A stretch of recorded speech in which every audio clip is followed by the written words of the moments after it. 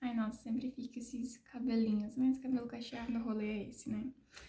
Então, oi gente, sejam bem-vindos a mais um vídeo aqui nesse canal e hoje nós vamos falar sobre oratória, sobre como falar bem. Eu sempre tive facilidade em apresentar trabalhos, eu já falei isso em outros vídeos, mas eu sei que tem pessoas que sofrem bastante com isso, que ficam muito ansiosas, não só por uma questão de insegurança, de ansiedade, mas também com uma certa dificuldade em falar com as pessoas, né?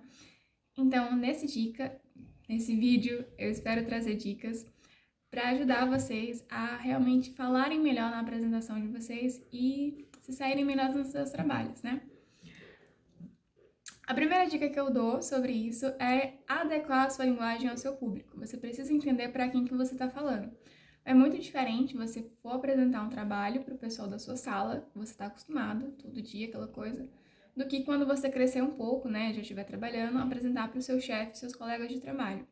É óbvio que a sua linguagem vai ser diferente porque os objetivos da apresentação são diferentes. Então, é muito importante você adequar a forma com que você fala para as pessoas que estão te ouvindo, certo? Da mesma forma que é muito chato você trazer uma linguagem muito complexa para as pessoas que estão te ouvindo que provavelmente não são da sua área.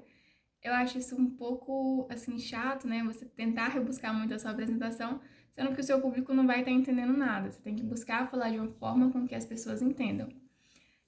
Então, a partir daí, a gente tem a primeira dica, né? Que é adequar a sua linguagem ao seu público. E a próxima dica é dominar o seu assunto, saber do que você está falando. Por mais que você não seja nenhum expert, nenhum PhD na área, é importante mostrar que você tem segurança na sua fala e que você realmente estudou, você pesquisou para apresentar aquele assunto. Isso conta muito para o seu professor, ele realmente observa isso. Como professora, eu passei a observar isso melhor. Isso faz uma diferença muito grande, principalmente para a gente que apresenta querendo ganhar nota, né? E a partir daí a gente já tem a terceira dica, que é sobre a sua linguagem corporal. Porque a partir do momento que você se mostra seguro na sua apresentação, você vai começar a falar com mais fluidez, com mais naturalidade, e isso é muito importante. Pelo menos eu gosto muito de gesticular, isso me deixa menos ansiosa, me deixa mais tranquila, e eu acho que eu consigo passar o meu assunto de uma forma mais natural.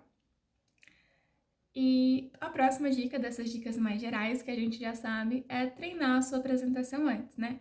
Ou treinar sozinha, tomando banho, enfim, ou então pedir para alguém te escutar aquilo que você tem para apresentar. Geralmente eu sempre chamo minha mãe para ouvir o que eu tenho para apresentar e dá muito certo, ajuda bastante, eu consigo reter mais na minha memória aquela informação daquela apresentação. E depois, dificilmente, eu vou esquecer aquele assunto, eu até consigo lembrar de muitas partes. Partindo para as dicas sobre oratória mesmo em si, né? Eu coloquei alguns pontos aqui, eu não vou falar nada de colocar caneta na boca para falar, não vou fazer, não é sobre isso o vídeo, mas sim dicas mais relacionadas à leitura também. Porque é aquela coisa que a gente sabe, né? Quem lê bem, fala bem, escreve bem. Então, por mais que você não tenha o costume de ler, eu acredito que sempre vai ter alguma coisa que seja do seu interesse, né? Você não precisa ler, sei lá, 20 livros por ano, que nem é um número tão alto. Mas procure sim se esforçar para fazer uma coisa boa para você. É como se fosse dieta, exercício físico. Começa é um saco, a gente não quer fazer, mas sabe que é importante. Vai nessa mesma lógica. Então, a primeira dica é treinar a declamação de poemas e poesias. Aqui no YouTube tem uma galera que faz vídeo sobre isso, né? O Cid Moreira, inclusive, tem um canal no YouTube em que ele tem declamação de alguns poemas e, gente, é maravilhoso escutar a voz dele. Tem vídeo de 1 minuto e meio ou menos. Mas, assim, tem muita gente falando sobre isso. Tem até um projeto com alguns atores da Globo. E eu acredito que vai ter alguma pessoa com quem você se identifique para ouvir e depois para você treinar, certo? E a próxima dica é assistir a apresentações que sejam do seu interesse. Eu gosto muito de apresentações, de palestras sobre veterinária, sobre doenças, saúde pública, zoonoses, esse tipo de coisa. Eu gosto muito de assistir. Então, uma forma de eu estudar é assistindo essas palestras também, e uma forma de você prestar atenção em como as pessoas apresentam é assistindo elas apresentarem.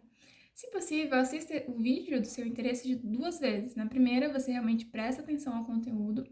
Na segunda, você observa como que o apresentador está falando. Porque quando a gente fala de um assunto que a gente gosta, a gente tem uma tendência a realmente se soltar mais ainda. E essa prática da observação é muito importante. A próxima dica, para quem não é tão familiarizado com a declamação de poemas, é ler em voz alta.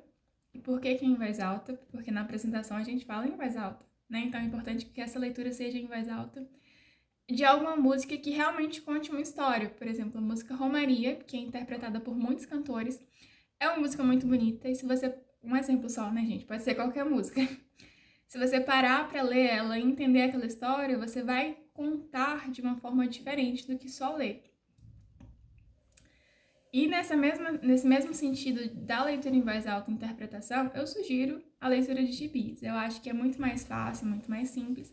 Se você não tem em casa, ou então, né, não tem um gibi físico, na internet é só o que tem, essas tirinhas, né, curtinhas até. E é interessante você treinar a leitura em voz alta, porque aí você vai estar treinando a entonação dos personagens, as expressões, como que eles fazem. E aí você vai ter uma dinamicidade na sua fala, você vai falar de uma forma mais interessante.